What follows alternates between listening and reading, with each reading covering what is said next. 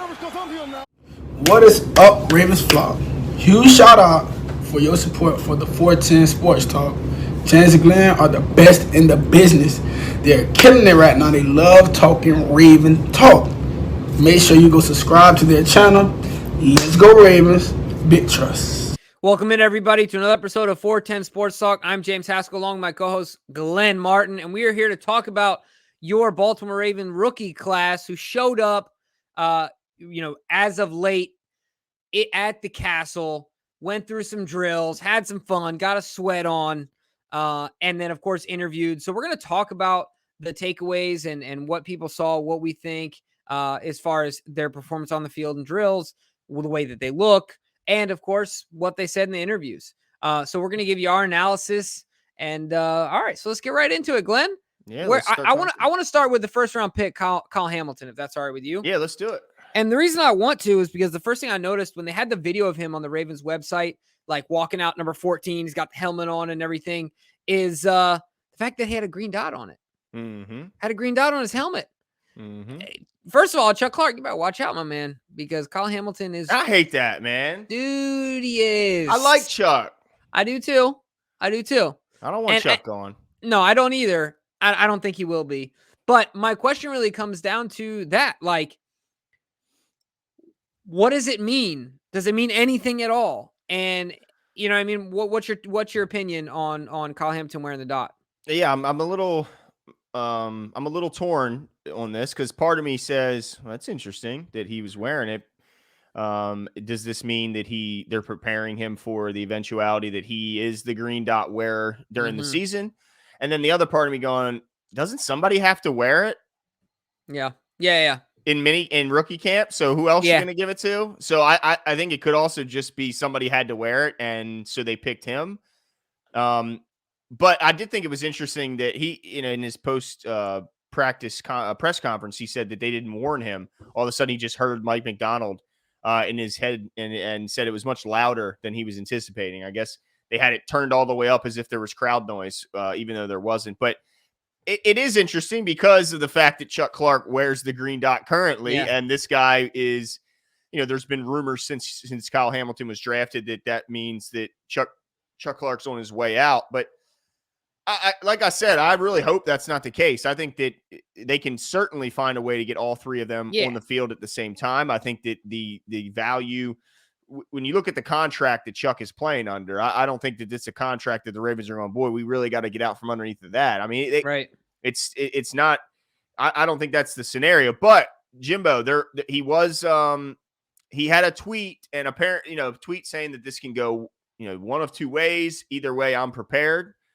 Basically, I'm paraphrasing. But there have been some rumblings that he's not necessarily thrilled that Kyle Hamilton was drafted. So, this could be a way for the team to prepare for life after Chuck Clark. Yeah, I tell you what, heck, you throw Chuck down next to PQ, man. You tell him, Chuck, get in the weight room, eat some Oreos, go to McDonald's, whatever you got to do, put some weight on, and you put him down in the box and have him hang out with Patrick Queen. But I tell you what, Glenn, to me, the biggest this is an indictment of the same guy we were talking about, Patrick Queen, number 6. Because this already means that they're like, all right, even a rookie whose first year here, who's never played in the NFL, not a down, has a better chance at grasping and then disseminating the information to his teammates rather than our first-round middle linebacker. It could be that, but he wasn't there, so that's he couldn't true. wear it. That's true. I have a relative hunch that that Kyle Hamilton still might be the one with the dot on if it were the case. But I think I agree with you on that. Like, somebody had to wear it, but I still think it's interesting, and we'll definitely see how it goes and keep our eyes on the whole Chuck Clark scenario. But furthering, not just did he wear the green dot, reports are that the guy was playing with incredible instincts, like he was able to see things before it happened, similar to the stuff we heard about him when he was at Notre Dame. So they're saying he just looked a step ahead in how he was processing the information and picking up the techniques quickly. It was also kind of funny that apparently John Harbaugh had to chastise some of the new coaches on the staff because they were a little bit too involved during the practice session, and that and that John likes a more hands-off approach when they're on the field, because he says, look, they're not going to be in their ear on Sunday standing next to them on the field. So, yeah, that's how we practice here in Baltimore. So it's not just the rookies learning how to practice. It's also the newcomers to the coaching staff. Interesting. All right, so let's move on to the Ravens' second-round pick. Tyler Linderbaum, who second first-round pick. My apologies. Who apparently was flying around. Mm-hmm. I think I'm going to call him Tasmanian Devil, because when he had that big helmet thing on, he looked... It's ridiculous. Look, I'm glad that they're taking steps to keep them, but it looks ridiculous. Yeah, I'm going to call him the Tasmanian Devil from here on out, because when he's like running around, he's got these short little steps and he's got these big He's stumpy, man. They weren't lying when they said he's, got some short limbs and stuff. He looks stumpy. But he also looks extremely quick and fast for a lineman. But I will say, and in command too. Oh, no doubt. I mean, very comfortable. No issues snapping the ball. Never had an issue back at Iowa snapping a ball. But one thing I will say is that he looks, when you see him lined up with the other 5 or 4 offensive linemen, he looks smaller than those guys. Yeah, absolutely. And so, I mean, I guess my questions are, what are your takeaways on him and his interview and kind of, some of the things that people said about his performance, other than the fact that, like you said, my consensus was that he looks the part. Mm-hmm. He looks commanding. He looks confident. He looks small, but he looks fast. Yeah. Now, the one thing we really can't measure at this point is his strength. Yeah, I mean, a lot of what you see from a lineman is really doesn't mean much until the pads come on, right? Yeah. I mean, that when Calais is lined up, when Metabike is lined up across from him, when Broderick Washington's staring and also Michael Pierce, the big horse that Michael Pierce is that's when we'll really know if Tyler Linderbaum can hold up against those big, powerful guys. But I mean, what I like about him is the quickness of that first step, the way he can get his hands up on the inside of those bigger guys. I think he can neutralize a lot of their length by just using his quick first step and getting inside that length and kind of using it against them. So I'm excited, but again, it's hard to know when you got an offensive lineman at this point in camp. Yeah, absolutely. Now let's talk about Travis Jones, the 3rd round pick out of UConn, the D tackle that most said was just a step really behind Jordan Davis and Wyatt out of Georgia, and that the Ravens got a 1st-round talent in the 3rd round, really a pick that I think was the one that put the cherry on top of a draft class that was really celebrated by everyone that I could see. What were your thoughts when you saw Travis Jones out there, standing at the podium, but also out there on the field? Yeah, I tell you what, first thing I want to say is that after we drafted him, I know we did we did our initial video and then we did a deep dive and then we talked about how much more we were excited about this kid following that. Mm-hmm. And now it's kind of gone viral, that video of him destroying the Patriots 1st-round pick. I mean, just absolutely embarrassing him. Mm-hmm. And I think I've seen some of the same. Now, I can't remember his weight last year, but he does look 325. I mean, he said he's 325, feels comfortable there. And I think that he looks like he's in good shape. He looks powerful. Once again, looks like he has an opportunity to come in and start. I mean, we have a deep room there, but no one is a given other than Calais Campbell, I think, at this point. Yeah, I mean, Michael Pierce, if he's... Right, but he's got to come in. He's got to be in shape. He's got to be healthy. That's a big one for him. That's a big if for him. He's got to be in shape, and he's got to be healthy, right? And he's been out of football for a while. Even though he played half the season last year, he had some health issues. Yeah. So I have no doubt that he'll be healthy, and I know he is healthy, but he's got to be in shape. Got to stay out of the Mike, stay out of the Cheesecake Factory. Yeah. In Towson Town, buddy. Stay out of there. One piece of cheesecake, 1,200 calories, my friend. So stay away. But I'm excited about him. I think he looks confident. He looks powerful.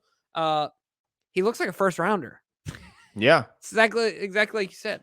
Yeah, what got me excited is when you see him on tape at UConn, you think, well, what's the competition level there?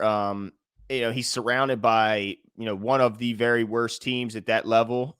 So it's hard to know because he's getting a lot of the focus of the offense. But what I saw is that big club that he's got, that big powerful whop that he likes to slap opposing offensive linemen in the shoulder with and just knock them to the ground. It looks like it early. It's very early, but Yep. he's had some impressive pass rush reps, and that's what gets people excited about Travis Jones, because I think Broderick Washington has shown that he can be the guy that can take up some blockers Yeah. and give the opportunity for the linebackers to run free and make tackles, and obviously Calais is who he is. But I don't know if we have a guy quite like Travis Jones that can get that pass rush from the interior. And Well, that's and got me. Metabike, but he's a But he smaller never, guy. He's not. yeah, but Metabike, he was a lot of hype surrounding him last year. Let's be honest. I think And he flashed. he flashed, but some people were putting him up there He's in defensive player of the year. yeah, some pretty high praise. So he's that the he next Aaron Donald. Yeah, and he certainly didn't come close to that. So while we're not giving up on Justin Metabike, I think the exciting thing is the possibility of them two together on a passing down in the middle. What kind of pass rush they can bring on the inside, while also considering on the outside with Owe and eventually what's his name from Michigan? Ajabo. And what they're going to bring as far as Looking speed. for Ajabo. Yeah, there you go. Is that how you remember his name? Yep. Okay, hey, whatever it takes. That's right. But yeah, I'm like so Michael excited. Scott that way. Oh, that's right. Those ridiculous memory systems. Anyway, all right, let's move on to the tight ends. Charlie Kolar, again, they double dipped at tight end in the draft, something the Ravens have done quite often. They got Charlie Kolar and Isaiah Likely both at the same position. Both were out there this past weekend. What are you hearing coming out of camp? I think it's funny because everyone is talking about how I saw a video. Somebody tweeted, do you remember when Marcus Mariota threw the football and it bounced back and he caught it himself? And then, he's waiting for the touchdown. Everyone's like, oh, that's going to be Lamar Jackson this year. And that, and he's got no one to throw to, blah, blah, blah. I tell you what, I don't care what anyone says about Greg Roman's system. These tight ends are stoked to be in it. That is for sure. I mean, I saw the enthusiasm. Likely was talking about how excited he is to play in Greg's system, being that he's a unique tight end with his, speed and wide receiver like traits, but still able to be put at the tight end position. So lots of good things I'm hearing about these guys. I think they're extremely enthusiastic. And I think a lot of people are really excited about Likely, man. While he's the second of the two, I think that they're really excited about him. Yeah, no doubt. The one thing that I think came as the biggest surprise of what I'm hearing is that is Likely's blocking ability. Very strong up top and is able to move people with his upper body strength. And really, once he gets his hands on you, he was moving people. He was turning them and moving them. So that's an extra boost, because a lot of the stuff we're talking about is talking about his receiving ability, his yak ability, but not really talk much about his blocking ability, which in this offense he's going to have to at least learn to be serviceable in that department. But with the early reports, he might be a plus in that category, which is really exciting. Charlie Kolar, I heard that a lot of comparisons were being made between him and Dennis Pitta and the way that they moved and not the most athletic guy, not the biggest guy, but just knows how to get open. Now there were a little bit of concerning things coming out. Said that they did drop quite a few targets, had some drops between Kolar and Likely. Is that one of the things that you look at as maybe some jitters early season, or do you think this is concerning? Oh, it's a combination of a few things. Lack of sleep, chronic, because there's been an absolute whirlwind for these guys, combined with the ability, the necessity to take in new information. You're playing with a quarterback you haven't played with. Like, there's all these things, and like you said, there's this expectation to come in and splash right away, but also, you want to be. There's a ton of alphas in the room, but everyone wants to get along, right? Like, So yeah, I mean, there's just a lot going on. So I'm not concerned about it at all. At the end of the day, when the pads are on and you're running around, it's still a different life than what they're in right now. So once they get in, get comfortable, get familiar with their surroundings, stuff like that, then you start judging them. Judging their game. Yeah, and I tend to agree with that. But if we start seeing this become a reoccurring theme here, could be a problem. Yeah, then there might be some reason for concern. But one thing else I wanted to bring up coming out of there were some veterans that were also at the camp. Some veterans looking for a job, and they were there for a bit of a tryout. And the two names that Coach Harbaugh brought up were, former first-round pick and defensive tackle Marcel Darius, who I'm sure a lot of people have heard that name kicked around. It's been he's been football for a little bit. He's had, I don't think he played at all in 2020 or in 2021, but was a former, I think, like top 10 pick for back in 2011. He's trying to get back out there and make a name for himself. He does have 37.5 career sacks as an interior defensive lineman, which is nothing to sneeze at.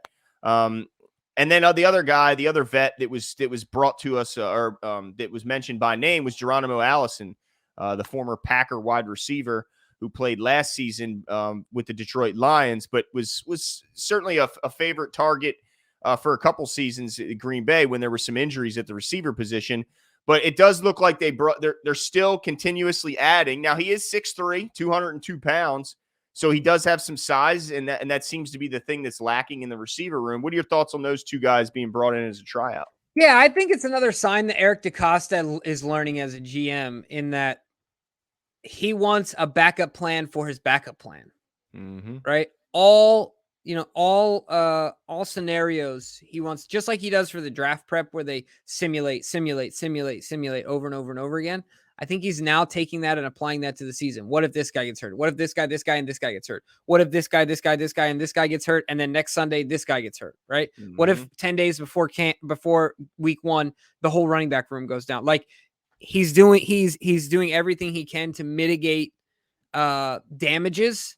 And I think that's what it's really about, right? The wide receiver, the wide receiver room, I think it could have more to do with the fact that it's a ton of young guys. But certainly from the defensive line standpoint, what if Calais, Mike, and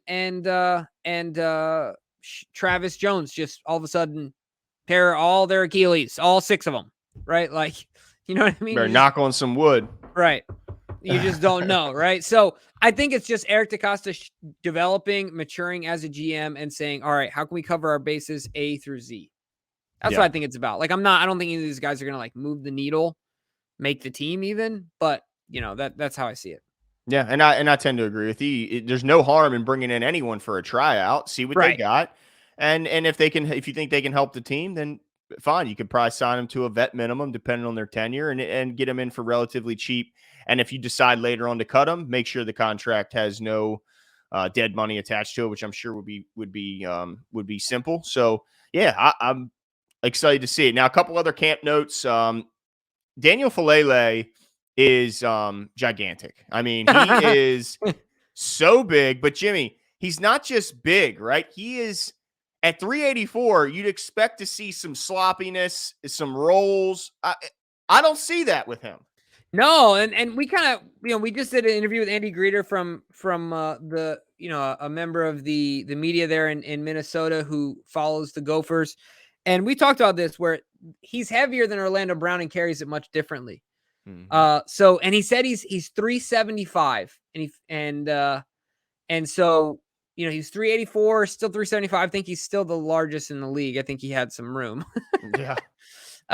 But yeah, I'm excited about this kid's potential, Glenn. I can't wait to see what he does and what he turns into. Now, the one thing I will also say, as we're talking about the offensive line on a different note, is that I always mess up his name, Coach D'Alessandro. Yeah, just call him Coach D. You can just Coach do that. D. His wife passed away. And so just want to say, pay our respects to him and his family.